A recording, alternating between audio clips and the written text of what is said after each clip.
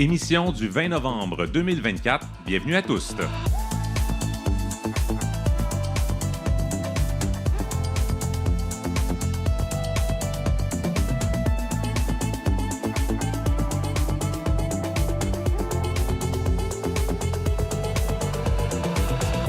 Kim Roy-Grenier au microphone. Aujourd'hui à l'émission, nous recevons un artiste multidisciplinaire qui touche à plein d'affaires. Moi, je l'ai découvert comme cinéaste. On vous avait parlé de son documentaire Massaigon la saison dernière, que j'avais beaucoup aimé. Alors, c'est un plaisir de recevoir Koa Lé. Bonsoir, Koa. Bonsoir. Est-ce que tu peux te décrire physiquement et nous partager tes pronoms? Physiquement, je suis d'origine asiatique. Je mesure à peu près 5 pieds 9. J'ai les cheveux foncés, mais là, je porte une casquette. Un petit chandail avec un beau petit happy face avec plein de couleurs. Oui, c'est joli, des patchs à poser sur le chandail. Qu'est-ce que ça veut dire pour toi faire partie des communautés LGBTQ+? Ça veut dire beaucoup de choses, faire partie de cette communauté, mais c'est surtout pour moi la résistance, la douceur et la bienveillance. Comment t'es arrivé dans le monde du cinéma? J'ai eu un parcours vraiment plate. Là. J'ai étudié en art au cégep, puis j'ai poursuivi mes études en cinéma à l'université. J'ai étudié en art visuel aussi, puis c'est vraiment un parcours hyper typical. Il n'y a rien de... Classique. Classique, ouais. On va en reparler dans quelques instants. On va aller faire un tour aussi au rassemblement organisé ce soir à Montréal pour la Journée du souvenir trans. Notre collègue journaliste Salomé Marie est sur place. Et ensuite, c'est Charlie Morin qui nous présente sa chronique humoristique cette semaine. Bonsoir, Charlie. Allô! Est-ce que tu peux te décrire physiquement? Imaginez, dans les années 70, un père célibataire aux joues creuses et aux cernes lourdes qui est dans sa première réunion des alcooliques anonymes. Chaque fois, j'attends, ça va être quoi la description? Moi, je laisse place à l'imagination. Exactement, voilà, c'est ça le but de la question. De quoi tu vas nous parler ce soir, Charlie? Je vais parler de Canada's Drag Race. Ouais. C'est vrai que ça commence demain? Ça commence demain, puis ce qui commence aussi, c'est mon podcast recap de Canada's Drag Race avec Jess PVM qui s'appelle Crash ton thé. Le nom du balado, ça. Le nom du balado. Et il y a aussi... en fait, tu m'as pas dit qu'elle allait avoir Gisèle qui allait passer à ton balado? Oh my God, si vous voulez des primeurs, ouais, c'est Gisèle qui va faire le premier épisode recap avec nous autres. J'ai-tu brûlé un scoop, là? Ah non, OK. c'est parfait pour la promo, ça. Continue, ma chum. Là. Excellent. Je peux te sortir le pacing de la saison au complet, là. On va en reparler tantôt durant ta chronique. Merci, Charlie. Et on va poursuivre notre série d'entrevues juridiques en collaboration avec Clinix de l'UQAM. Ce soir, on reçoit 2 étudiantes qui ont travaillé avec l'organisme Agir sur l'accueil des réfugiés LGBTQ+. Et puis, c'est le grand retour de notre collègue Mélodie Noël Rousseau, qui est allée voir une pièce de théâtre acadienne présentée ces jours-ci à Québec. Donc, elle va nous faire son compte-rendu. Moi, c'est Kim Roy-Grenier. Je suis journaliste homosexuel et non-binaire. J'utilise le pronom « il » ou « elle », accord au masculin ou féminin au choix. Et ce soir, sur scène, je porte des jeans avec un chandail gris, rayé d'une bande blanche, 2 bandes bleues marins et toujours les cheveux aussi en bataille. Ça pousse comme jamais. Nous sommes en direct du bar Le Normandie dans le village à Montréal. C'est parti pour tous.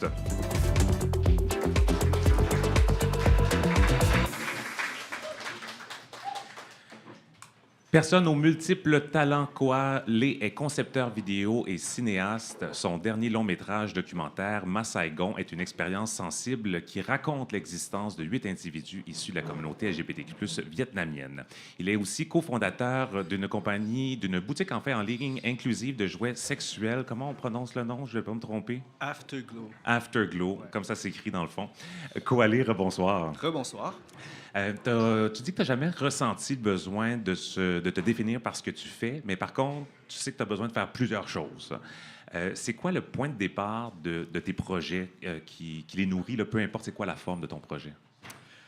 C'est pas le genre de questions que je me pose quand j'avance dans la vie. Je pense que je suis quelqu'un qui est dans l'action.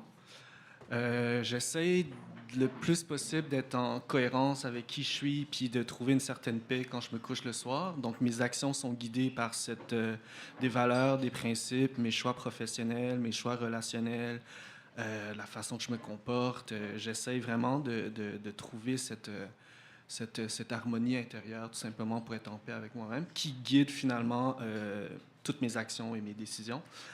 Que ce soit le démarrage d'une entreprise comme la création d'un objet artistique. Est-ce qu'il y a quelque chose qui alimente ce processus-là, une indignation, une émotion? Beaucoup de choses, mais je pense, de façon générale, je vis avec un mal-être.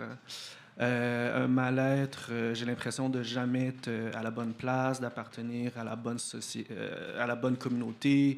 Je ne sais pas si c'est propre à l'immigration ou c'est juste moi, mais ça crée un trouble qui est vraiment très, très, très présent. Puis ça devient un moteur, en fait. Ça devient un moteur politique, culturel.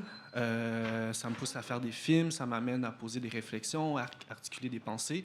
Puis quand il y a un trop-plein d'émotions ou de rage, ou même de joie, je sens le besoin de l'exprimer par des actions concrètes. Donc, des projets, mais ça peut aussi de plus en plus des gestes envers d'autres humains, plutôt que de la création de nouveaux projets artistiques ou Des gestes entrepreneuriales. au quotidien? Au quotidien, à tous les niveaux, que ce soit une rencontre vraiment banale au coin d'une rue, comme ça peut être avec des amis, des relations plus significatives. Je m'intéresse en fait à l'impact que j'ai dans mon environnement. Tu as nommé le mal-être comme si c'était un sentiment qui était là, pas depuis récemment, mais depuis longtemps. Est-ce que c'est bien le cas? Oui, c'est là depuis longtemps, mais c'est quelque chose que j'apprécie. Je pense que j'appelle ça mal-être ou on peut appeler ça de la sensibilité. C'est-à-dire que j'observe le monde et je ressens en fait les choses autour de moi et j'essaie de m'inscrire dans ces multiples lieux qui m'entourent, des lieux imaginaires, des lieux culturels, des lieux physiques aussi, des lieux relationnels. Puis ça me garde lucide, ça me garde réveillé, ça me garde woke, puis c'est quelque chose qui me plaît énormément. Ça me maintient dans une posture très inconfortable, mais j'apprécie cet inconfort aujourd'hui. Ça m'amène à constamment me remettre en question et à remettre en question aussi ce que je vois, ce que j'entends, ce que je vis. Et puis voilà. Fait que oui, mal-être, mais en même temps, je vis super bien avec ça. Puis je préfère vivre dans cet inconfort que de vivre vraiment les yeux fermés sur mon nombril. Puis, ouais. Un wokisme bien assumé, c'est ça? Oui, je pense que oui. Tu souhaites justement utiliser ces observations-là, ces sentiments, pour perturber le système de l'intérieur dans le monde culturel, que ce soit le monde du cinéma. Comment tu contribues justement à changer comment se font les choses en ce moment? Je fais beaucoup de choses, mais un peu comme tout le monde, là, je pense que j'en fais pas plus. Moi, j'ai appris en arrivant, je suis pas né au Québec, je suis arrivé à l'âge de 5 ans. Donc, quand je suis arrivé ici, la première chose que, que j'ai apprise, en fait, c'est de devenir l'autre. C'est de rentrer le plus rapidement possible dans des systèmes pour pouvoir être accepté. J'ai appris à mentir, comme toutes les personnes qui ne sont pas des hommes blancs hétérosexuels, donc cacher mes identités, mon identité. Et puis, à travers le temps, j'ai appris j'ai développé une habileté, une agilité à vraiment pénétrer des réseaux et des systèmes. À travers certaines personnes, certains projets?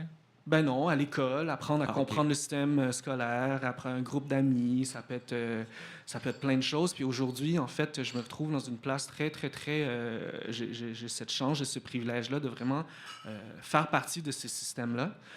Quand je parle de système, c'est le système du cinéma, les conseils des arts, la SEDEC, Téléfilm Canada. Je suis vraiment pas quelqu'un qui vit dans la marge. Puis ma façon, en fait, d'attaquer ce système, c'est de vraiment d'y faire, c'est ça, de pénétrer le système puis de le faire exploser de l'intérieur. Donc, il y en a qui vont être de l'extérieur puis qui vont tirer. Moi, je suis plus du genre à rentrer dans le système puis amener d'autres gens de l'intérieur. Donc, c'est ça le travail politique que je fais. De quelle façon? En perturbant des règlements, des politiques, des barrières à l'entrée pour des communautés marginalisées, pour les femmes, militer pour l'équité aussi. Tu sais, c'est très concret, mais des fois, on lit juste un programme de financement en cinéma, puis la première ligne, elle discrimine déjà 80% des gens. Tu sais. C'est de s'attarder, en fait, à toutes ces subtilités des systèmes et de les transformer, puis changer ces mots-là, changer ces politiques pour que ça devienne des lieux plus inclusifs. Et donc, ça, c'est en coulisses, tout ce que tu fais avec le travail dans l'industrie. Quand tu es sur le terrain en train de tourner, comment cette éthique-là va venir influencer toute ton approche documentaire? Ben, que je suis en train de tourner ou que je suis en train de magasiner des légumes, j'essaie toujours d'être la même personne, puis me poser les mêmes questions, questionner mon rapport au monde, puis l'impact que je peux laisser sur un individu, sur une personne. Donc, ma façon d'interagir, de répondre, ça peut être un sourire. C'est sûr qu'au quotidien, c'est plus ordinaire. Quand tu fais un film documentaire, on façonne l'image de quelqu'un, on construit,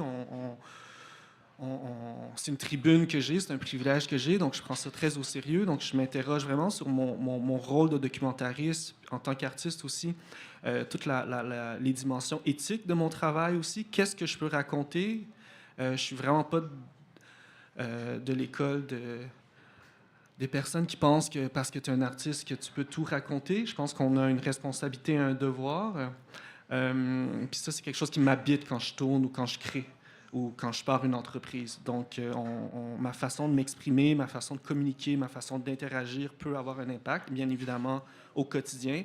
Mais là, je me retrouve sur une tribune, puis je fabrique un film qui voyage, qui fait le tour du monde, puis qui est présenté devant un public. Ben, j'ai ce devoir-là de présenter quelque chose qui, en tout cas, du moins, qui est aligné avec mes valeurs à moi. Après, tu sais, je ne suis pas parfait non plus. Mais dans le processus de création aussi, c'est de travailler avec ces humains comme, non pas comme des sujets, mais comme avant tout comme des entités, des personnes vivantes, des humains avec des identités et tout ça. Donc, la question se pose aussi, la question d'appropriation, tu sais, aller prendre quelque chose, voler quelque chose, photographier quelque chose chez quelqu'un, puis l'amener chez soi, construire, après ça, recevoir, en fait, des compliments, se faire applaudir, gagner des prix. J'ai un petit malaise avec ça. Donc ça m'amène à me questionner constamment sur ma façon de bouger, d'opérer dans le processus créatif. Justement, parlons de ce documentaire, Ma Saigon, qui est une immersion à la fois sensorielle et culturelle. Tu y abordes des dynamiques relationnelles au Vietnam, qu'elles soient amicales, familiales, amoureuses. Quelle était ton intention avec ce film-là? Mon intention, c'était... j'ai plusieurs intentions qui ont évolué, qui ont changé en cours de route. Donc, au départ, c'était un film qui questionnait... c'est un film sur l'amour, en fait. Non, avant ça, c'est une fiction. C'est une fiction. Okay. J'écrivais une fiction, un personnage queer qui étudie à l'étranger, qui retourne au Vietnam puis qui trouve plus sa place. Bref. Donc, j'écrivais ça, mais je vis pas au Vietnam. Je vis pas au Vietnam, puis je suis plus vieux que mon personnage. Donc, j'ai décidé de retourner au Vietnam pour trouver mon personnage. C'est vraiment ça que j'ai fait. Je suis retourné au Vietnam. Ça, c'était toujours dans l'optique d'une fiction. Oui, d'une fiction. Je voulais rencontrer mes personnages. Je voulais savoir qu'est-ce qu'ils écoutent, quel genre de musique, comment ils s'habillent, comment ils parlent et tout ça. Puis finalement, très, très, très rapidement, je suis rentré dans cette communauté. C'est une toute petite communauté au Vietnam. Puis on m'a présenté à tout le monde, puis j'ai oublié. Je me suis lié d'amitié avec ces humains, je suis tombé en amour avec cette communauté, avec tous ces humains, puis j'ai complètement oublié. J'ai laissé de côté mon projet de fiction. Je voyais pas du tout, je voyais aucun intérêt en fait à poursuivre ces démarches artistiques. J'étais beaucoup plus intéressé à vivre cette expérience humaine. Et puis, au fil du temps, j'ai décidé en fait de donner une tribune à cette communauté. J'ai décidé de travailler en collaboration avec ces individus pour créer un objet. Puis ensemble, on a énormément discuté. Et puis, je suis retourné au Québec puis j'ai commencé à écrire le film. C'est comme ça que ça s'est... Avec ça, ouais. C'est un excellent documentaire, je le recommande vraiment. Je l'ai vu l'an dernier. Et le rythme du documentaire est quand même assez lent. Et je pense que ça fait partie aussi de ta manière de travailler. Je ne vais pas dire nécessairement que la lenteur est l'objectif, mais du moins s'éloigner du rythme effréné qu'on a aujourd'hui. Ben, c'est un film qui rentre dans la banalité de la vie, dans le quotidien. C'est ça que je voulais faire. Je voulais montrer ce que ces humains ont de plus humain, tout simplement. Leur façon de manger, de marcher, de bouger, plutôt que de révéler leur identité de genre ou leur orientation sexuelle. Je m'intéresse avant tout à qui sont leurs préoccupations, à leurs rêves, leurs ambitions, leurs préoccupations. Donc, en tant qu'individu. Donc, oui, il y a des personnages gays, lesbiennes, trans, non-binaires, queer, mais moi, je les voyais vraiment avant tout juste comme vraiment des humains vraiment ordinaires, platement dit, mais oui, avec qui j'avais développé des relations. Donc, je pense que cette lenteur-là s'est imposée parce que je voulais quitter l'exotisme aussi, pas quitter. J'ai fait attention de ne pas tomber dans l'exotisme du Vietnam, mais aussi l'exotisme de ses identités. C'est très facile de tomber là-dedans. Puis je trouve qu'il y a déjà assez de puis c'est bien, là, je pense que ça prend une pluralité d'approche puis de façon de se représenter, de nous représenter. Mais là, j'avais vraiment envie de m'attarder aux humains ordinaires de la vie et ce rythme plus lent s'est imposé naturellement, ouais. Je le disais en introduction, tu es aussi cofondateur de Afterglow, une boutique érotique qui se veut plus inclusive. Ça se traduit comment, ça, plus exactement, que ce soit dans la collection de jouets que vous avez ou dans votre manière de faire les affaires? C'est hyper difficile, c'est vraiment compliqué. Ah oui, pourquoi? Parce qu'on vit dans un monde formaté, articulé autour d'un modèle... tellement hétéronormé, mais tellement rigide, surtout quand on parle de sexualité puis de relations, puis je veux dire, il n'y a pas un mot, c'est tellement... Parler de sexualité, bien, premièrement, on ne parle pas de sexualité non plus, il n'y a pas d'éducation à la sexualité du tout. Fait que nous, on arrive, puis on s'est présenté comme étant un lieu de vente d'objets sexuels inclusifs, mais en même temps, il fallait aussi mettre la table puis parler de sexualité inclusive, tu sais. C'est comme à deux volets. Fait que c'est à deux volets. Fait qu'il y a un volet éducationnel, mais aussi un volet business à tout ça. Fait que ça a été très compliqué. Mais concrètement, comment ça s'est passé? Bien, c'est de réfléchir à tous les détails, au vocabulaire employé, au langage communicationnel. Ça peut être une forme, une couleur, un ton, éviter de mettre des termes. Tu sais, nous, on n'emploie pas le terme couple, tu sais, parce qu'on ne veut pas présumer que tout le monde est en couple. Il y a des troupes, tu sais, on essaie d'être... Puis on y arrive, mais je veux dire, je trouve encore des failles dans notre petit système. Et c'est super dur parce que tout est à inventer. Puis vous savez de quoi je parle. On doit tout inventer, ce mode de fonctionnement, ce mode de pensée. Mais dans la sexualité, c'est tellement tabou que on est tellement niché, en fait, qu'on parle juste à une communauté qui est la nôtre. Parce qu'après ça, moi, je perds toute Alors que l'objectif, ce serait au final de s'adresser à tout le monde. Oui, parce qu'après ça, il faut expliquer pourquoi. Les gens disent, mais pourquoi vous n'utilisez pas tel terme? Puis là, on finit finalement par faire énormément d'éducation de tout bord, tout côté, alors que mon objectif de départ, c'était juste de proposer une collection de jouets plus inclusifs. Mais concrètement aussi, c'est avoir des offres d'objets qui ne... par exemple, quand on parle de la pénétration, on fait vraiment attention. Quand on parle d'orgasme, on fait vraiment attention parce qu'il y a beaucoup de personnes qui n'arrivent pas à avoir d'orgasme pour de multiples raisons. Fait que si on met une pression autour de ce moment qui est l'orgasme, bien, on stigmatise des gens. Fait que, tu sais, c'est vraiment hyper complexe. Puis il y a de plus en plus de lieux, c'est super cool, Club Sexu, mais il y a d'autres sex shops, il y a comme des shows télé, puis tout le monde en parle. Puis je pense qu'ensemble, on va réussir à peut-être construire un nouveau système, mais ouais. Afterglow a aussi lancé des événements slow dating, Ouais. À contre-courant de la rapidité peut-être de ce qu'on peut voir sur les rencontres, des applications de rencontres. Comment ça se passe? Qu'est-ce que vous avez changé pour ralentir le rythme? Bien, on a juste fermé les applications puis les téléphones. On a invité les gens à se retrouver puis à discuter. Comme ici au Normandie. Voilà. Moi, j'attends toujours le premier couple, tous. Si jamais c'est vous, à un moment donné, vous me le direz. On va vous saluer à l'émission. Une autre de tes initiatives récentes, c'est le Together Club. Qu'est-ce que c'est? Ouais, OK, là, j'en fais des affaires, mais... Je disais, tu touches à plein d'affaires. Slow dating, je vais revenir un peu en arrière. Slow dating, c'est parce qu'on vend des sextoys, on reçoit énormément de courriels de gens qui nous écrivent et qui nous posent des questions de tout genre. Hein. Ça peut être j'aime ma femme, mais je n'ai plus de désir pour elle. Quel jouet devrais-je acheter pour retrouver ma flamme? T'sais? Puis on a une liste de sexologues, d'expertes qu'on redirige ces gens-là vers ces individus. Mais on avait énormément de femmes dans la cinquantaine et plus qui nous écrivaient tout simplement pour nous dire qu'elles se sentent invisibles, invisibilisées. Qu'elles soient en couple ou pas, là. Qu'elles soient en couple ou pas, qu'elles découvrent enfin leur sexualité à 55 ans, qu'elles osent découvrir leur sexualité, exprimer leur sexualité, assumer leurs désirs à 55 ans. Et elles avaient envie, en fait, de dater autrement. Donc, on a parti le premier slow dating vraiment pour cette communauté de femmes dans la cinquantaine. Et on a créé un événement, puis ça a vraiment été un succès. Puis après ça, on a juste répété la formule pour d'autres groupes d'âge, d'autres communautés et tout ça. Mais on voulait aussi faire des événements hors du circuit dating. Donc, on a commencé à organiser des sorties de saut à la corde, au parc à chiens, aller prendre des cafés, des pique-niques dans des parcs. Comme un club social, dans le fond. Ben là, c'est ça, les initiatives se sont multipliées, puis on s'est dit, OK, il faut comme réunir ça autour de quelque chose. Donc, on a parti un club social qui s'appelle aujourd'hui Together Club, à l'intérieur duquel il y a des activités qu'on déploie, qu'on a le temps. Comme par exemple, la semaine prochaine, il y a un événement.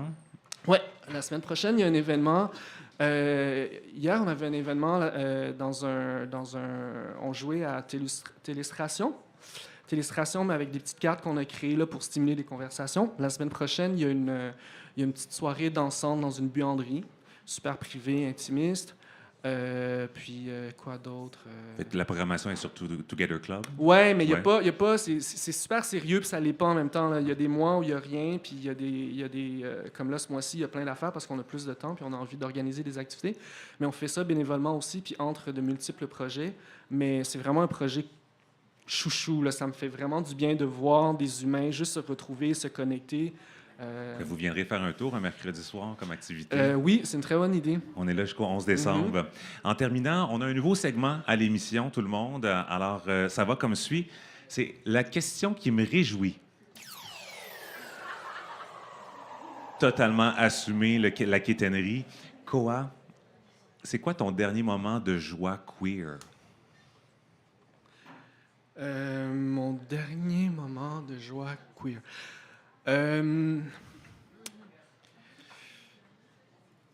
C'était il y a quelques semaines, je marchais dans la rue et j'ai vu une personne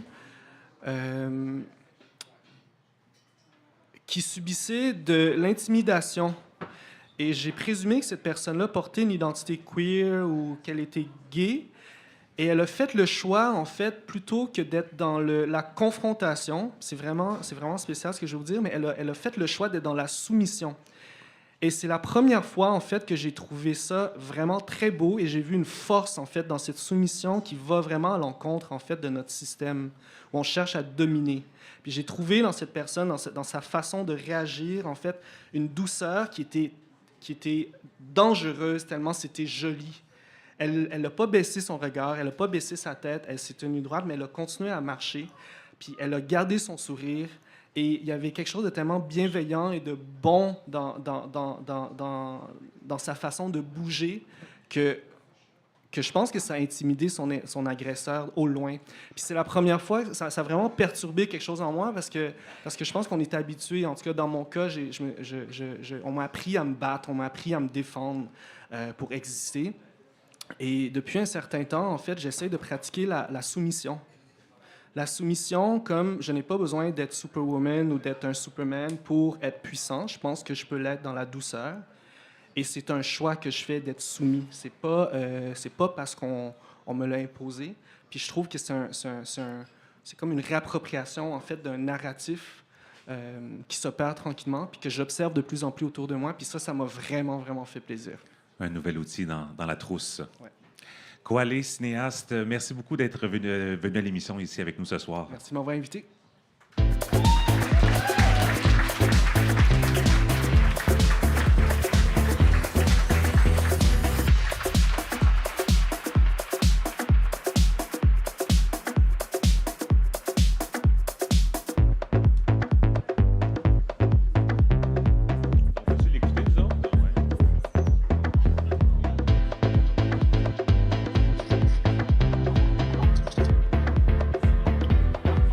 Ça sonne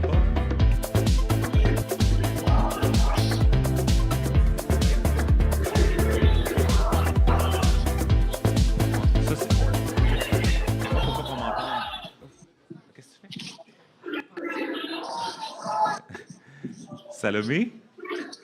Oui, Oui. Donc, on te retrouve. Est-ce que tu es dans la marche?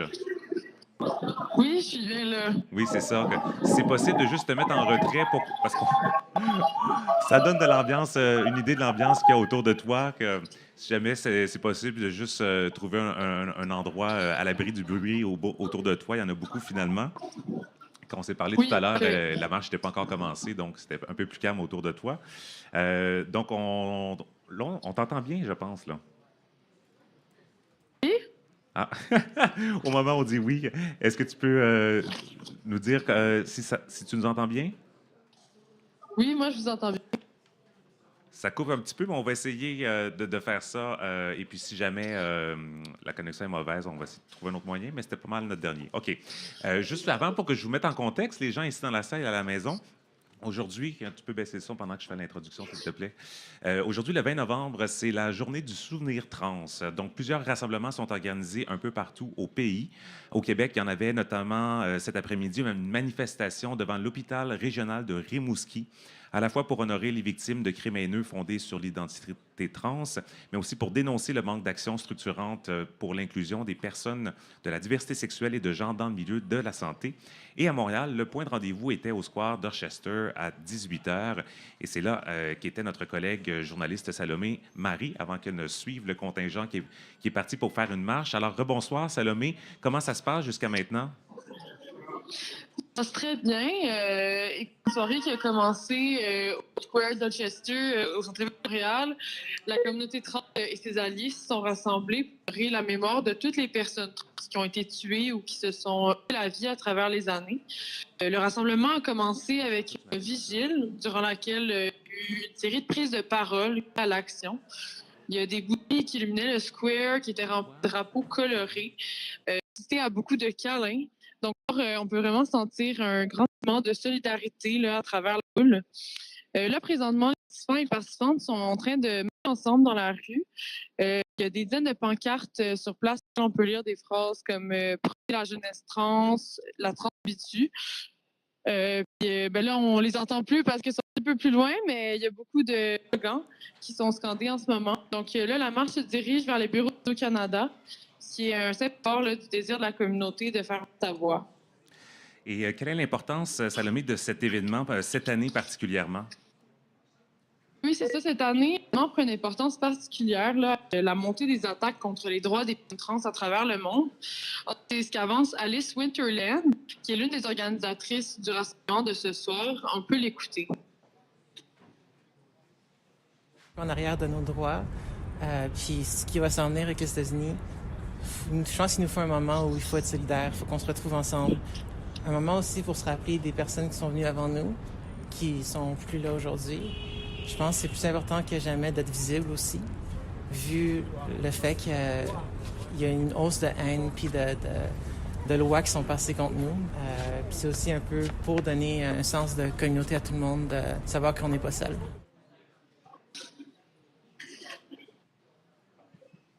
Donc, l'échelle mondiale, est-ce que vous m'entendez? Oui, on t'entend, Salomé. OK, parfait. Donc, à l'échelle mondiale, 350 personnes trans et la diversité de genre ont été tuées au cours de la dernière année.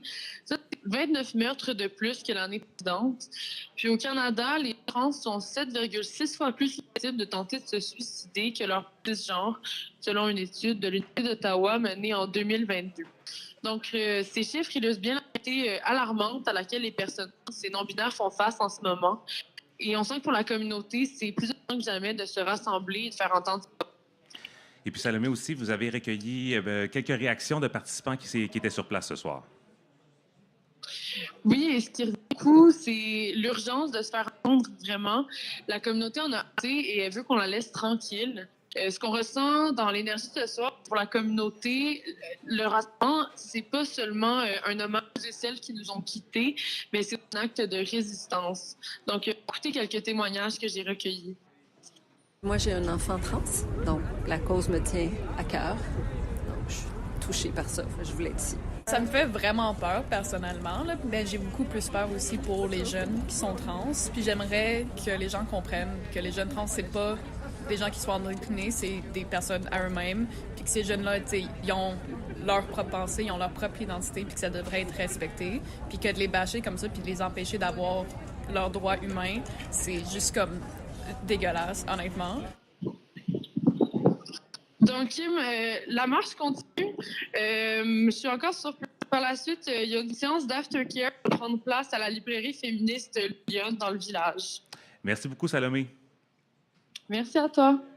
Et puis, Salomé a aussi pris quelques photos ce soir. On va mettre ça sur nos réseaux sociaux demain. Et puis, on s'excuse un peu pour la qualité du son. Là, notre test tantôt fonctionnait très bien, mais là, c'est les joies du direct. On s'ajuste. Autre nouvelle, on se rapproche tranquillement de la prochaine conférence internationale des DGID, l'Alliance internationale francophone LGBTQ+, qui aura lieu à la fin juillet à Montréal. Les inscriptions, en fait, viennent de commencer. On attend plus de 350 personnes sur place, environ autant là, de manière virtuelle. Ce sera autant des activistes, des chercheurs, des chercheuses, des artistes. On aura l'occasion de vous en reparler en 2025. On va y donner un atelier, nous, l'Info pour tous. En attendant, pour de l'information supplémentaire, www.egide.org.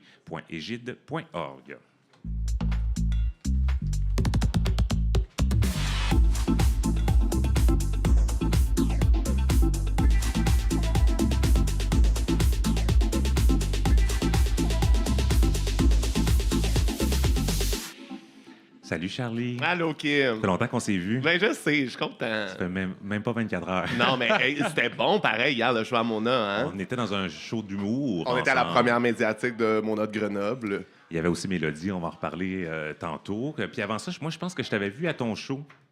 Oui. Oui, on s'était pas revus entre les deux. Je pense pas, mais Chris, Ouais. tu m'as écouté parler pendant une demi-heure. Ben là. oui. Tu devais avoir eu ta dose. Mais non, au contraire, moi, je voulais en mettre sur les réseaux sociaux. Puis là, Charlie, il me dit, ben non, là, tu mettras pas une minute de mes blagues. Il y a quand même... Non, mais c'est vrai que les gens sont pas au courant, en fait. Puis c'était une douce attention de ta part et je Oui. te remercie. Mais c'est vrai que, comme humoriste, nous, souvent, les gens, parce qu'ils nous trouvent bons, veulent partager notre stock. Mais en fait, pour attirer les gens puis qu'ils viennent nous voir, il faut pas qu'on brûle nos blagues. Il faut juste les convaincre que ça vaut la peine de venir les voir. Voilà, c'était mes petits réflexes journalistes. Finalement, j'ai mis un boomerang là, qu'on appelle. Hein? Oui, un boomerang. Bon, ça a fait la job. Ben, c'est ça. On n'a pas besoin d'entendre Charlie, on veut juste le voir. Bon, comme oui, ça, tu là. vas au bac 2013. Là. Ah ouais, on se fait des petits boomerangs. Là. Charlie, tu nous disais tout à l'heure que c'est bientôt le début de Canada's Drag Race. C'est bientôt le début de Canada's Drag Race. Puis moi, ce que j'aime particulièrement de Canada's Drag Race, c'est que c'est le seul objet culturel où je trouve que c'est permis d'être homo-nationaliste. Homo-nationaliste. Ah, moi, s'il y a quelque part où ça se passe, c'est à Canada's Drag Race, la gang. Parce que quand même, je pense que la gauche, on est extrêmement critique du nationalisme comme on le devrait. Ceci dit, moi, je pense qu'en chacun de nous sommeille un angry péquiste. On a tous déjà voulu flipper une table en voyant une poutine dans une barquette faite dans un food truck de festival quelque part au BC avec de la sauce grise puis du fromage râpé, là. C'est comme ça que tu définis le mot de nationalisme? Oui, ben non, mais ça... Hey, Chris, là, ça titille, là. C'est notre fierté à nous autres. Je veux dire, on a tous déjà high roll quand des Français nous ont dit qu'ils avaient le goût d'aller à Toronto parce que c'était plus gros que Montréal puis ils pensaient que ce serait plus le fun. On a tous déjà voulu briser des objets quand un Américain nous a dit qu'il pensait que Céline était française. La plus grande offense. OK, celle-là, je Fait comprends là, ce bon, qui là, t'anime. c'est venu te là. chercher. Oui, Là, oui, parfait. oui. On Quand on parle de Céline, on parle mon Parfait, langage. Parfait. Fait que c'est ça. Moi, je pense qu'il y a des situations qui font l'envie de défendre notre nation distincte, revenir au grand galop. Et moi, ce qui me titille la fleur de lys, c'est Canada's Drag Race.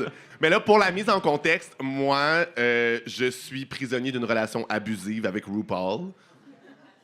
C'est un syndrome de Stockholm et je me suis attaché à la personne qui me séquestre et je ne veux plus quitter ma prison. Parce que dans le fond, les franchises Drag Race se sont multipliées. Vraiment, là, dernièrement, il y avait un Global All-Stars, on va y revenir, avec une représentante de 12 franchises internationales et il y avait des franchises qui n'étaient pas représentées, OK? C'est-à-dire que maintenant, faut voir Drag Race un peu comme Taylor Swift, c'est-à-dire c'est une industrie en soi avec un fanbase qui s'auto-feed. Ils n'ont pas besoin de gagner du fanbase, ils ont déjà assez de monde, puis ils font juste leur proposer du stock. Il y a des gens qui ne consomment que ça. Et à peu de choses près, je ne suis pas l'un d'eux, je consomme d'autres affaires des fois, mais mes algorithmes sont gênants. Fait que moi, je souhaite me sortir de mon obsession de Drag Race, mais je n'y arrive pas. C'est la même recette. Maintenant, je peux deviner où le montage m'amène. C'est les mêmes challenges, mais il y a quelque chose de confortant là-dedans.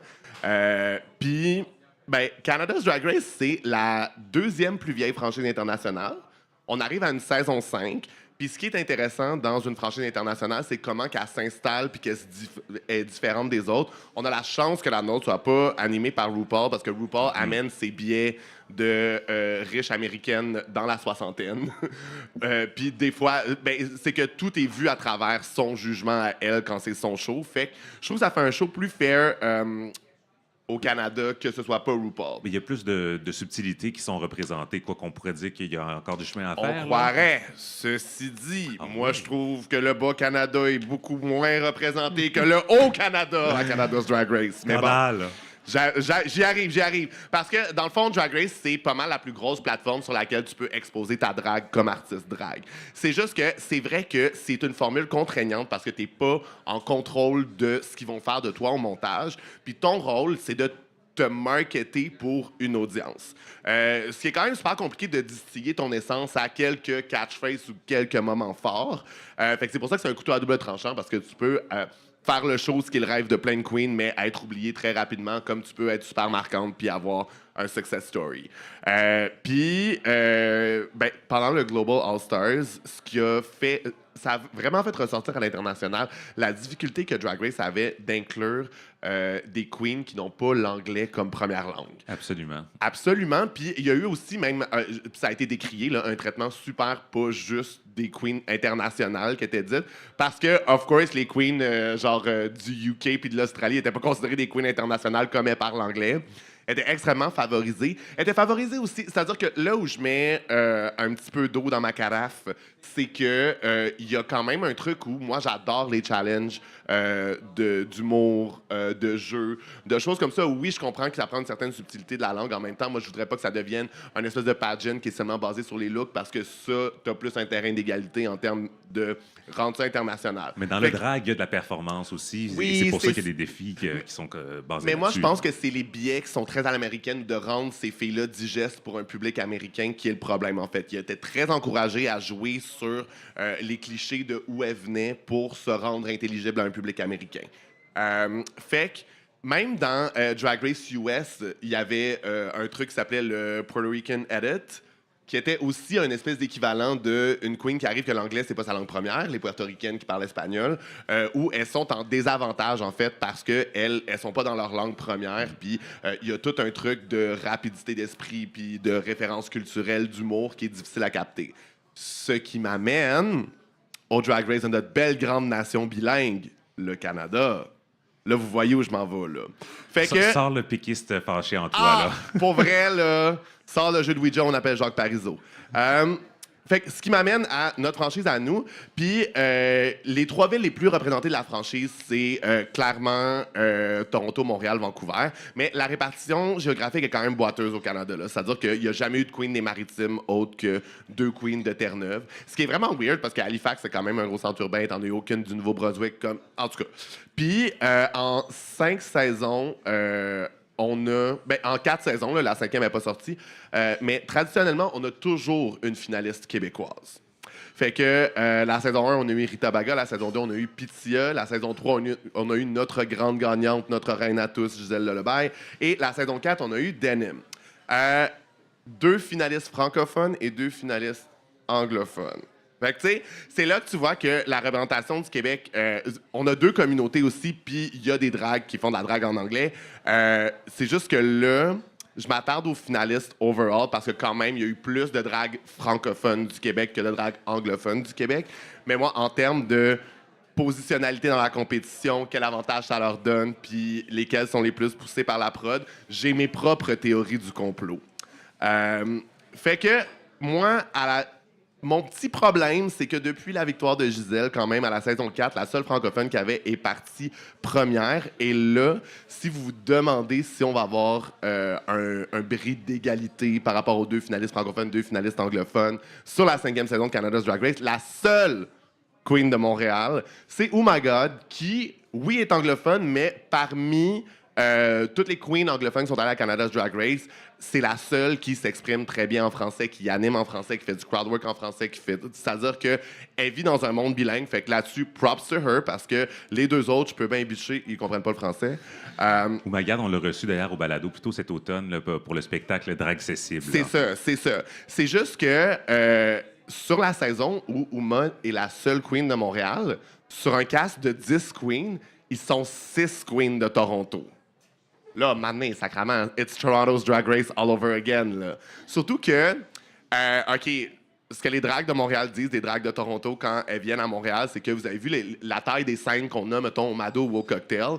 Les filles de Toronto sont habituées de juste faire 5 tunes dans le club puis s'en aller après. Il n'y a pas une culture d'interagir avec le public qui est très cabaret, qui est très dans l'interaction et le comique. Fait que ça a l'air que les filles de Toronto, quand elles viennent jouer à Montréal, elles vont vraiment danser dans ça de large parce qu'elles sont habituées d'être sur un cube puis elles s'occupent absolument pas la scène.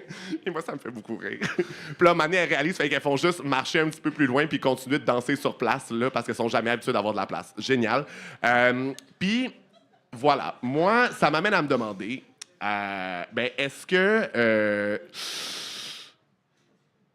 rendu là, je trouve que oui, il y a un certain désavantage pour les francophones d'être dans une langue seconde. Ceci dit, on nous a prouvé que même dans une langue seconde, il y a des queens qui ont un edit écœurant, qui se rendent super attachantes puis qui sont capables de très bien performer dans des challenges comiques. C'est juste que j'ai l'impression que la prod est frileuse, en fait. Parce qu'il y a de moins en moins de queens francophones castées, se sont dit, ils ont eu Gisèle, ils ont eu une gagnante, fine. Puis Gisèle, props to her, mais genre, elle leur a pas donné le choix, là. Elle a tellement été excellente, elle a tank sa saison. Moi, je sais pas si à la base la prod voulait faire gagner une Québécoise. Je pense que c'est juste Gisèle qui leur a laissé pas le choix, tu sais. Fait que, moi, je pense que c'est pas de régler le problème des queens qui doivent faire compétition dans une langue seconde que de l'éviter puis de continuer à caster seulement des filles de Toronto et des anglophones en général. Je pense qu'il devrait y avoir plus de représentativité francophone à Canada's Drag Race.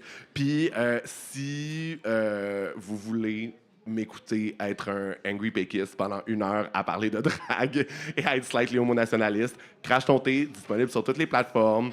C'est très bootleg Radio Pirate, là. C'est moi puis ma chum Jess dans sa chambre qui over-analyse Drag Race, mais je le recommande chaudement et je souhaite la meilleure des chances à Oh My God pour cette saison-ci. À t'entendre, en tout cas, on a l'impression que tu as quasiment plus hâte de pouvoir bitcher que de pouvoir regarder la saison. Kim, c'est de la drague. Tu t'inspires de ça pour... Ouais, mais en même temps, moi, je trouve que, tu sais, c'est-à-dire que quand on dit que c'est les Olympiques, la drague, puis la plus grosse scène ici et ça, je suis comme, OK, de base, ça devrait être à la hauteur des communautés que ça représente, tu sais. Puis je pense que sur des trucs comme ça, il y a quand même... c'est vrai que c'est des défis, en fait, de faire de l'entertainment dans une langue qui n'est pas ta première langue, mais en même temps, moi, pour la richesse de la drague qu'on a, qui est super spécifique, je trouve que on a plein de queens qui manquent des opportunités justement de se faire voir à l'international parce que la prod décide qu'ils sont freinés pour des affaires de langue que je suis comme, même pas vrai, ce serait fucking bonne. Fait que voilà. Fait que Charlie, on te retrouve le 11 décembre pour la dernière de la saison. Fait qu'on prendra le temps une petite question là, de te demander comment tu trouves la saison jusqu'à maintenant. Ah, je vais chialer, là. Je vais vous amener ma carte de jeune péquiste, là. Je vais l'avoir faite, là. Puis on va l'avoir notre pays. Signé et plastifié. On va Charlie. l'avoir notre pays. Merci, Charlie.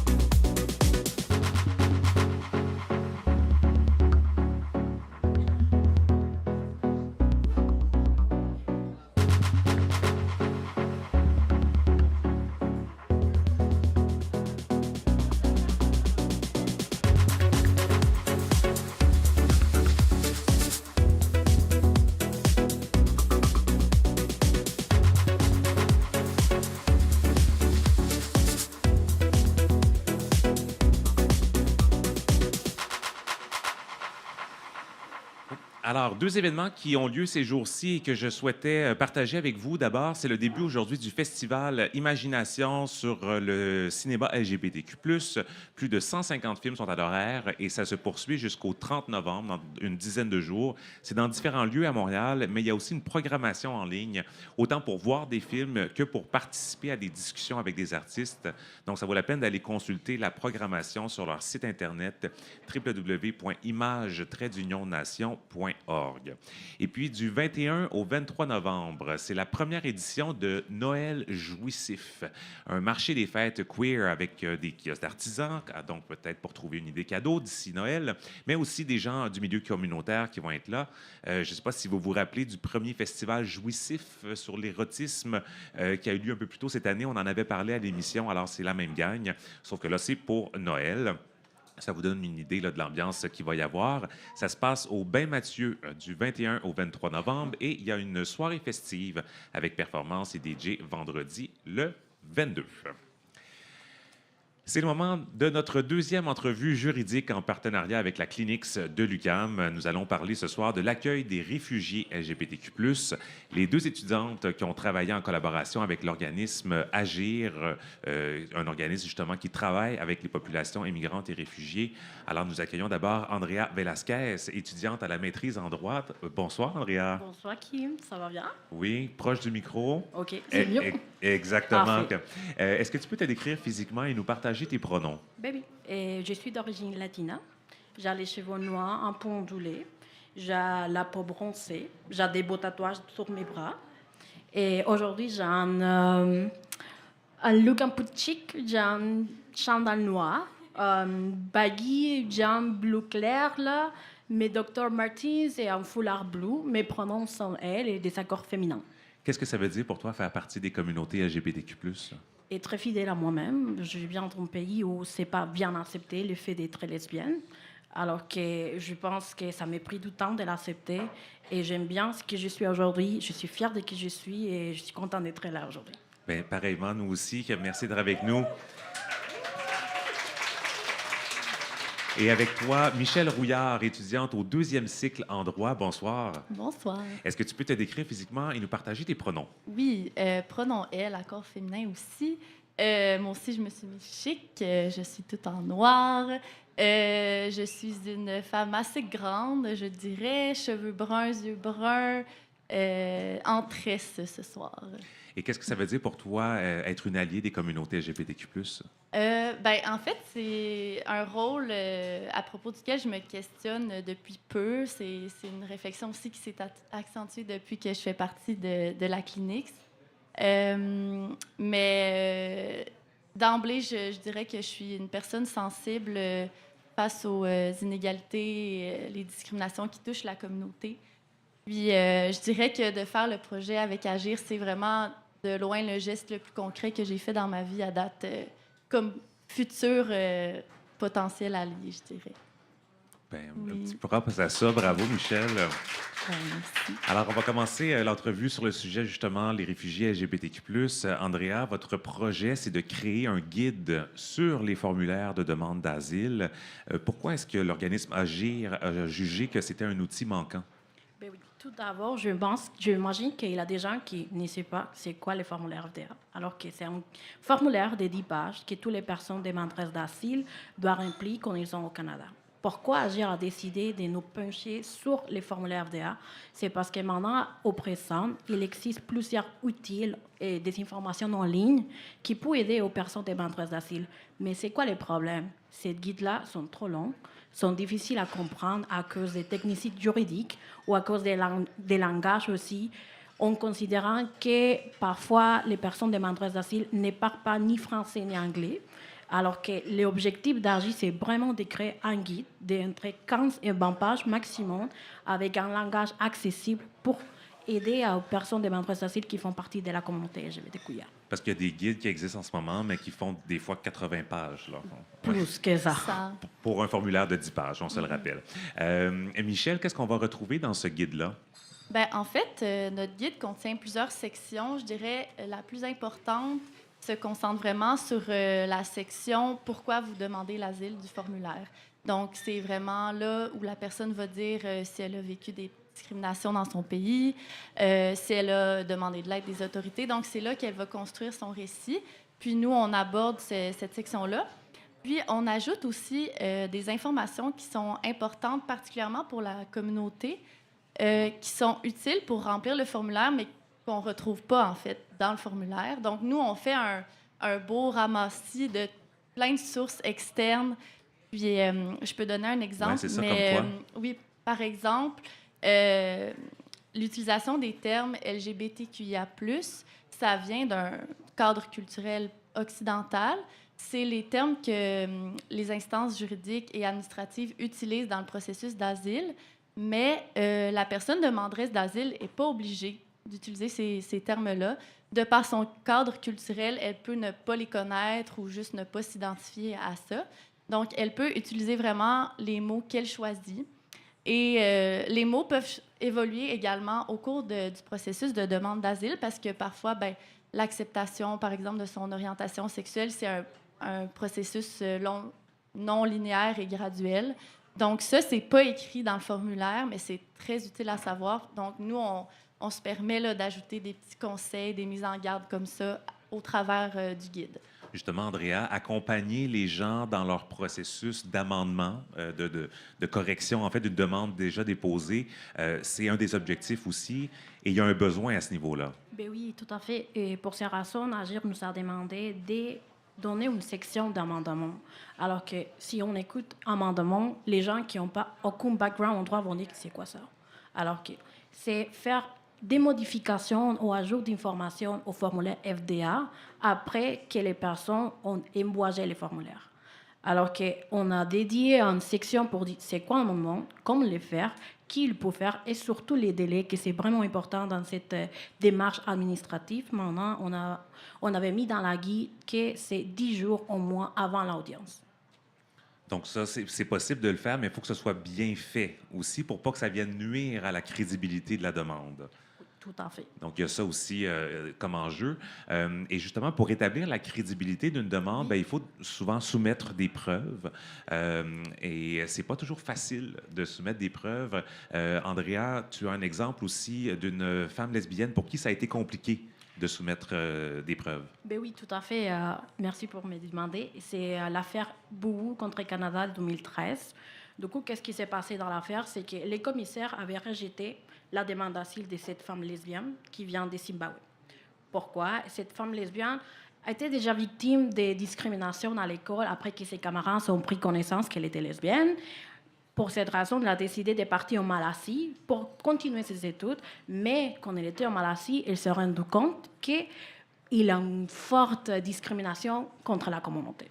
Qu'est-ce qu'elle fait? Elle a décidé de venir ici au Canada, poursuivre ses études pendant les Noëls, comme tout le monde, comme tout étudiant international. Elle est rentrée dans son pays, mais elle a été forcée à faire son coming out devant sa famille parce que son père voulait qu'elle se marie. Alors qu'évidemment, elle était frappée par sa famille. Elle est retournée tout de suite au Canada. Elle fait sa demande d'asile. Qu'est-ce qu'il passe avec le commissaire qui traite son dossier? A dit non, pour deux raisons. La première, parce que tu viens de me dire que Malaisie, il y a une forte discrimination contre les femmes lesbiennes. C'est pas vrai, parce que c'est des autorités publiques que le Malaisie, c'est vraiment cool avec la communauté. C'est pas vrai. Et en plus, il disait, tu as dit comme preuve, parce que tu n'as pas encore de partenaires, tu n'as pas eu de partenaires dans le passé, tu me montres comme preuve le fait que tu fréquentes un bar. Je viens de constater, ces bars que tu me mentionnes, c'est fréquemment par les hommes gays, mais pas pour les femmes lesbiennes. Alors, il a mis en question la crédibilité de cette femme-ci, et ça montre évidemment que des fois, la subjectivité peut jouer un gros rôle dans la décision des commissaires. Et Michel, il y a quand même des lignes directrices qui sont venues encadrer le travail de ces commissaires. Oui. Ce sont des lignes qui datent de 2021. Qu'est-ce qu'elles disent?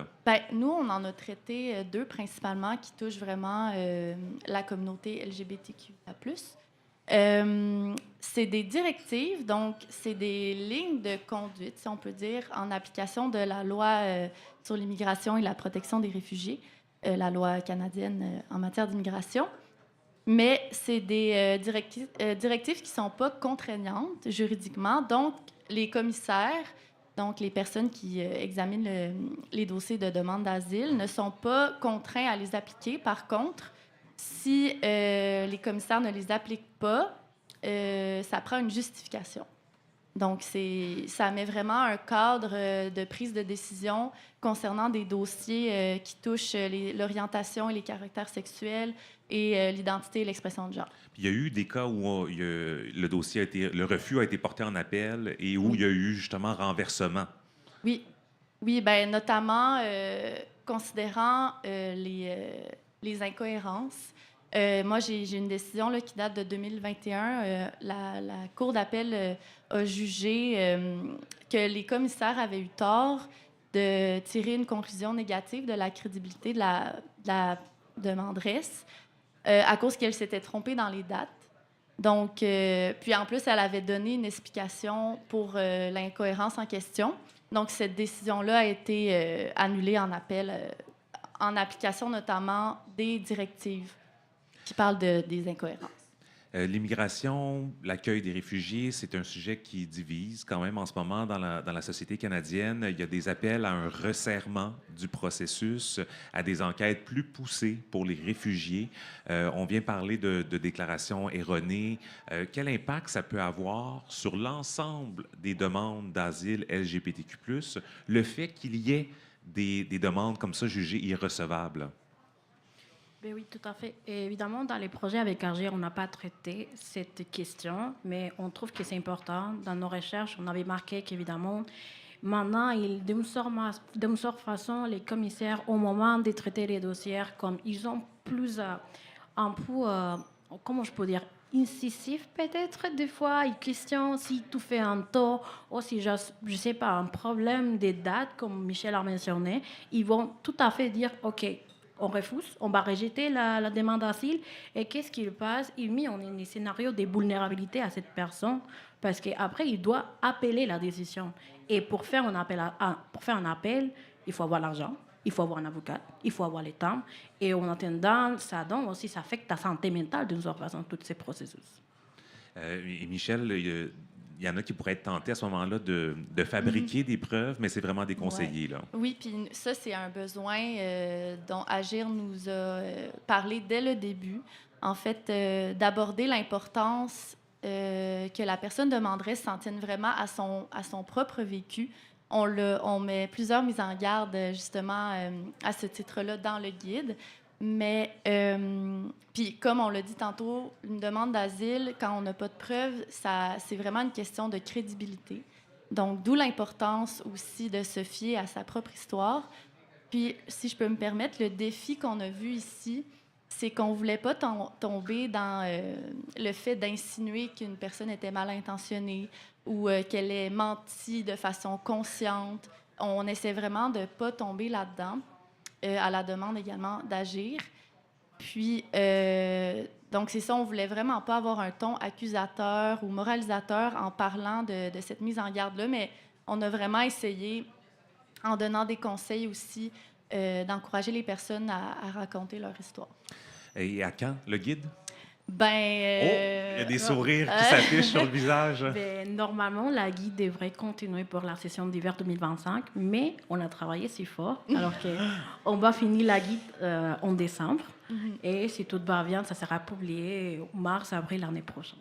Il resterait le graphisme. Mais ça, c'est pas nous qui nous occupons de ça. Non, la recherche, la production, oui, c'est déjà beaucoup. En oui. terminant, je demanderais chacune, le cours Clinics, c'est un cours, en fait, c'est une clinique juridique à l'UQAM spécialisée dans les questions de diversité sexuelle et de genre, qui a pour objectif, entre autres, de former des juristes engagés. C'est un cours auquel vous êtes inscrite. Quel impact vous diriez que ça a eu dans votre parcours, ce cours-là?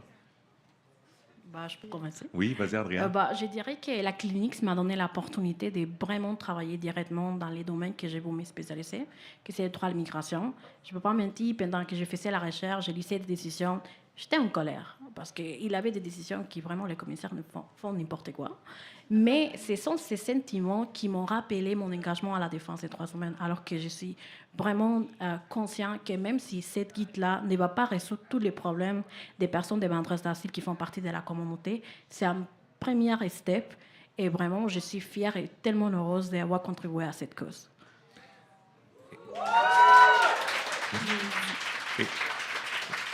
Et pour toi, Michel?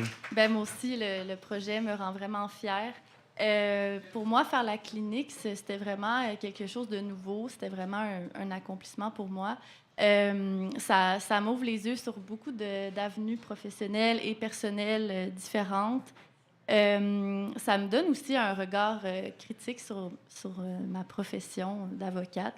Je me questionne beaucoup sur le rôle que j'aimerais avoir en tant qu'avocate, comme militante ou alliée.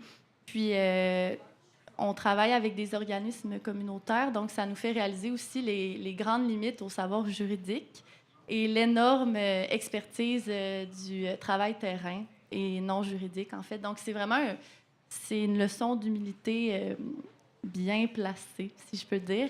Puis, aussi, si on veut participer à des changements sociaux en tant qu'avocat, avocate, c'est important de se rappeler qu'on doit prendre un rôle de soutien, puis ça, on en a parlé beaucoup à la clinique, et de se questionner justement à comment on donne la parole aux groupes concernés, puis de ne pas se mettre au premier plan. Donc, c'est vraiment des réflexions qui m'habitent depuis que je fais la clinique. Et ça vous a permis de venir à un balado Oui, en parler. Une première. Une première. Oui. Vous voulez remercier quelques autres personnes qui ont travaillé avec vous sur ce dossier-là? Ben oui, tout à fait. Au début, Jémila et Laurence pour nous avoir confié les dossiers. Oui, nos professeurs. Agent pour travailler avec nous. Et Agir également, surtout Will et Hicham, qui nous ont accompagnés dès le début, et notre avocate superviseur, Vicky Martin, également. Ouais. Merci beaucoup. Andrea, je t'invite à rester. Michel, tu peux descendre. Il y a Mélodie qui va venir prendre ta place et tu peux rester sur scène, Andrea. Merci. Parfait.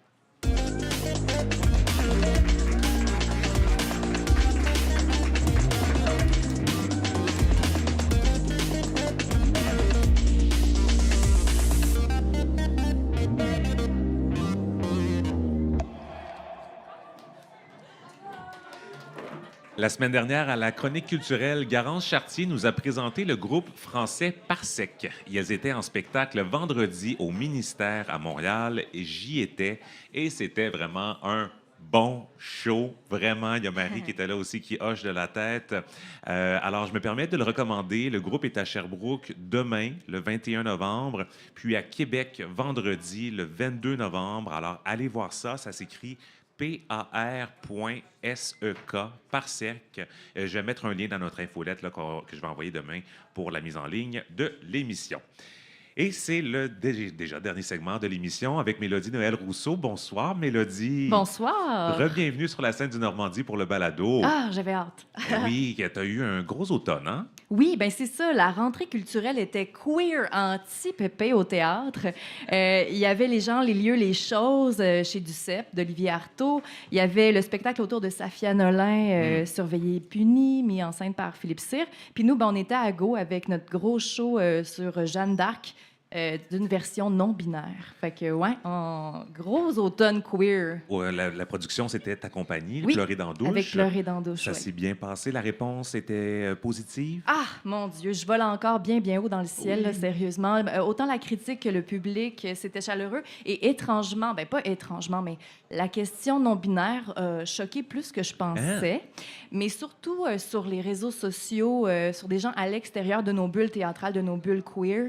Je me suis dit, waouh, on a encore beaucoup de chemin à faire. Puis aussi, la langue française. Hein, c'est quelque chose, cette langue qu'on veut plus inclusive, mais ça choque certaines générations. Mais je voyais qu'il y avait vraiment une tentative de faire des ponts entre les générations. Puis je voyais là, des gens de tous les niveaux d'âge, de toutes les tranches d'âge dans les salles. Fait que ça me fait du bien quand même. Quand tu dis qu'il y a eu des réactions fortes, est-ce que tu as vu des gens quitter la salle? Ah oui, Hein? j'ai vu des gens faire des commentaires, même à une première médiatique, un comédien qui s'exclame, il fait des gros commentaires, puis on l'invite carrément à quitter à l'entracte. Là. Tu sais, oui. J'étais là, wow! OK, mais il y a encore un gros combat à mener pour les personnes non-binaires, puis ben je suis prête à mettre mon petit bouclier. Il faut dire aussi qu'il y a plusieurs de vos autres productions qui étaient dans des théâtres où j'ai envie de dire qu'il y a peut-être un public plus, je ne vais pas dire nécessairement ouvert, mais plus qui qui côtoient davantage des productions plus marginales. L'Espace Go, c'est quand même une institution théâtrale à Montréal avec son public d'abonnés réguliers aussi. Oui, puis inscrit dans un féminisme aussi, qui se veut plus inclusif maintenant avec la nouvelle direction artistique d'Édith Patnaud. C'est le plus grand plateau auquel Pleurer dans la douche a eu accès jusqu'à maintenant. Donc oui, on s'attendait quand même à ce que ça coince d'un coin, mais en gros, ça a été super positif. Les salles étaient là, il y avait le public, les critiques étaient à notre bord, fait que on était bien contents. Mais ça, c'est du passé. Il faut arrêter d'être nostalgique. Oui, non, je sais, mais c'est parce que, tu sais, que ça faisait tellement longtemps que j'avais envie qu'on prenne des nouvelles. mais dans ton automne, en fait, tu as aussi fait un petit détour par Québec. Oui, je me suis infiltrée dans la répétition générale de Découronné. C'est une pièce qui a été créée et présentée à Moncton et elle débarque tout fraîchement à Québec. La première, c'est ce soir. C'est présenté par la compagnie Carte Blanche de Christian Lapointe en coproduction avec l'Escaouette, qui est une compagnie acadienne. Alors, c'est un spectacle qui rassemble la parole de 6 auteuristes. Sur scène, on retrouve Zénia Gould, artiste multidisciplinaire qu'on adore, originaire de Chédiac, maintenant basée à Montréal. Et moi, je l'ai découverte à Québec l'an dernier. J'ai adoré. Elle a aussi un alter ego. Oui. Chiquita. Mère, yes. Mère. Je vois les étoiles dans tes yeux. Je pense qu'elle t'a conquise. J'ai adoré la performance. C'était en collaboration avec Adieu Narcisse. Oui. Dans le cadre de Fierté Québec l'an dernier et j'ai été absolument jeté en bas de ma chaise. Et bon, ben voilà, Zénia partage la scène avec Caroline Bellil, qui est une comédienne, autrice dramatique et scénariste qui est basée dans la région de Moncton. Donc, comme je disais, Découronné, c'est 6 auteuristes acadiens-acadiennes à qui on a demandé d'écrire une lettre par rapport au pouvoir. Le pouvoir quand on le reçoit, le pouvoir quand on n'en veut pas, le pouvoir qui nous a été enlevé. Et ces lettres-là ont été envoyées à différents destinataires. Donc, l'adresse est à différents destinataires. Et j'ai pu parler à Zénia, Caroline, mais aussi à Christian Lapointe, qui signe la mise en scène. Christian m'a parlé du défi qu'il s'est lancé en procédant par missive. On ne choisit pas le contenu des lettres. Tu sais, d'habitude, on choisit un texte de théâtre ou on écrit un texte de théâtre, on choisit le contenu. Donc là, nous, on est aux prises avec des contenus. Comment on les assemble, comment on met ça ensemble pour qu'il y ait dramaturgie, tout ça. Donc, pour moi, c'était ça qui était intéressant. C'est-à-dire, c'est essayer de voir comment on relève le défi du théâtre quand on se découronne soi-même de choisir d'une certaine manière. Puis j'ai voulu avoir le point de vue aussi des interprètes par rapport au travail de langue, parce qu'ils doivent se mettre en bouche ces écritures multiples. Caroline Bellil. Elles sont tellement différentes, elles sont tellement diverses. Fait que pour nous, ça permet, tu sais, dans ce spectacle-là qui dure à peu près 1 heure, de faire 6 petits spectacles de 10 minutes où à chaque fois, on prend le souffle de l'auteur qui est différent, le champ lexical de l'auteur qui est complètement différent, sa façon de jouer avec le français aussi, des fois, qui change complètement. Tu as passé une belle soirée. J'ai passé une très belle soirée. On était 4 dans la salle. Tu sais, c'était comme une expérience de luxe. C'était la générale, oui, c'était la générale. Normalement, on n'ouvre pas ça. Une générale, on ouvre ça à un public très intime, une 50aine de personnes. Mais là, c'est ça. On était 4 bien crinqués dans la salle. Et j'ai trouvé les procédés inventifs, dynamiques. Le spectacle met vraiment en valeur la parole littéraire. Donc, leurs portraits, d'ailleurs, aux artistes littéraires sont projetés. On a même accès à des courts vidéos où les auteuristes racontent leurs paroles, disent leurs textes. Et là, ça se mélange à la voix des interprètes. C'était magnifique. C'est un spectacle pour les gens qui aiment les mots. Puis, malgré que c'est écrit dans une langue inclusive, le titre, découronné.e.s, malgré qu'il y a des artistes queer sur le show, c'est pas un spectacle proprement queer, si on veut. Mais il y a quelque chose de beau dans le fait de voir Zénia simplement comme interprète de théâtre au service des mots. Je lui laisse d'ailleurs le mot de la fin par rapport à Découronné. Elle nous parle de la liberté que ça lui a procuré, cette forme éclatée du spectacle là, qui est entre l'objet littéraire et l'objet théâtral. Puis il y a une espèce de freedom qui vient avec venir déconstruire une forme qui n'est pas de dialogue, de costume, comme que dans un de mes monologues que je mentionne, comme c'est ça que tu voulais, right? Des personnages, un dialogue, des costumes. Puis on a ces choses-là, mais c'est pas ça qui est central. On n'est pas en train de créer une illusion de relation. On n'est pas dans un kitchen sink drama d'histoire acadienne. Non, au contraire, on prend des paroles acadiennes puis on les met au... C'est ça qui est le cœur battant de Découronné. Puis je pense qu'il y a des surprises pour tout le monde. Voilà, je pense que j'ai d'ajouter Xenia à ma liste d'invités pour la prochaine saison ici au Balado. Donc, Décourané, présenté au Théâtre Périscope à Québec jusqu'au 30 novembre, oui. Et Mélodie, on s'est vus, nous aussi, hier soir. Oui, on en parlait tout à l'heure. Vous en parliez avec Charlie. Le spectacle d'humour tant attendu qui a été rodé un peu partout. Notre reine Mona de Grenoble qui présente La poudre aux yeux, une première mondiale. Je suis vraiment fière de la collègue drague qui a 25 000 billets vendus, 70 salles qui ont accepté son spectacle de drag queen. Même si on dit qu'on en a soupé des drag queens, mais non, on a besoin d'elle encore au front. Est arrivée devant un public conquis d'avance. Ah oui, absolument. Ah oui, une ovation quasiment debout. Là, ça criait. En entrée de jeu, oui, ça criait très fort. Un accueil très chaleureux. On a vu cette reine débarquer dans un décor qui est bourré de vin blanc. Oui. Elle a montré son amour du vin blanc et de la grivoiserie. C'était au rendez-vous. Puis j'ai toujours admiré la répartie, sa façon d'envoyer promener les gens. Par contre, en tant que femme, en tant que lesbienne, en tant que personne entourée de personnes non-binaires, étrangement, j'ai pas eu l'impression que c'était moi le public cible, mettons. J'ai l'impression que quand ça va tourner, ça va viser dans le mille. Je suis vraiment contente qu'elle atteigne un grand public. Ça va rire gras dans les salles. Mais c'est ça, il y a eu certaines blagues que je me suis dit, oups, ça a coincé un petit peu dans mon cœur. Mais sinon, sa proposition est forte, elle est solide. C'est vrai qu'on dirait une humoriste d'expérience. Et c'est vrai ce que tu dis par rapport à son interaction avec le public. Oui. C'est très naturel, c'est très spontané. Juste assez là, de la petite pique, là. Oui. Tu sais? Oui. Des fois, ça fait mal. Des Ouais. fois, là, oui. Si j'étais cette personne-là, Céline, dans la salle hier, j'aurais eu mal. Il y a une personne qui s'est fait fermer la trappe, là. Qui s'est fait fermer le clapet. Oui.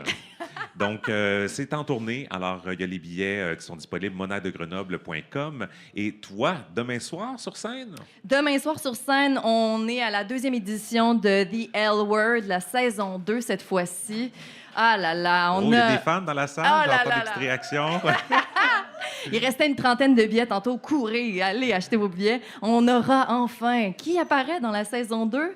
Carmen de la Pica Morales. Oh là là! Il y a des gens qui attendent Carmen de pied ferme.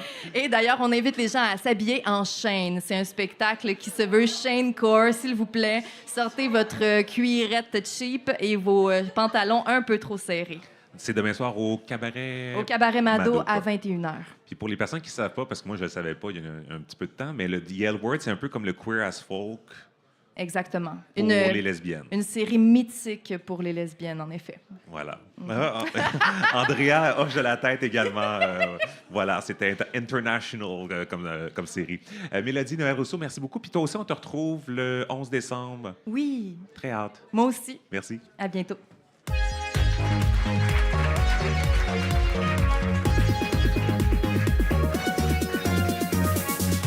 Mes remerciements cette semaine, notre invité, le cinéaste Koa Lé. Merci beaucoup pour ta présence, Koa. La journaliste Salomé Marie, qui était notre stagiaire il y a quelques mois, donc ça nous fait plaisir de reprendre la collaboration avec notre journaliste pigiste dorénavant. L'humoriste Charlie Morin, merci, bonne saison de Canada's Drag Race, saison 5. Nos deux étudiantes de la clinique, Sandria Velasquez et Michel Rouillard, qui ont travaillé avec Agir, merci pour votre présence. À la culture, Mélodie Noël Rousseau. Bon show demain soir. À la recherche, Caroline Desmartins. À la technique, Chante Abralian. Au montage, Léa. Et nos interprètes en langue des signes ce soir, Marie Penel et Catherine Langevin-Pépin. Derrière le bar, Dominique Séguin. Merci à l'appui financier du Réseau de la santé sexuelle des sourds du Québec pour l'interprétation en langue des signes. Merci à l'appui financier de la Société de développement commercial du village et à celui de la Caisse d'économie solidaire Desjardins à travers le Fonds d'aide au développement du milieu. La semaine prochaine, c'est une émission spéciale sur la littérature dans le cadre du Salon du livre de Montréal. On aura 4 invités, au moins 4, peut-être 5. Allez voir ça sur Facebook. On a créé un événement pour ça. On va parler de littérature pendant 1 heure. Ici Kim Roy-Grenier. Merci d'avoir été avec nous et à la semaine prochaine.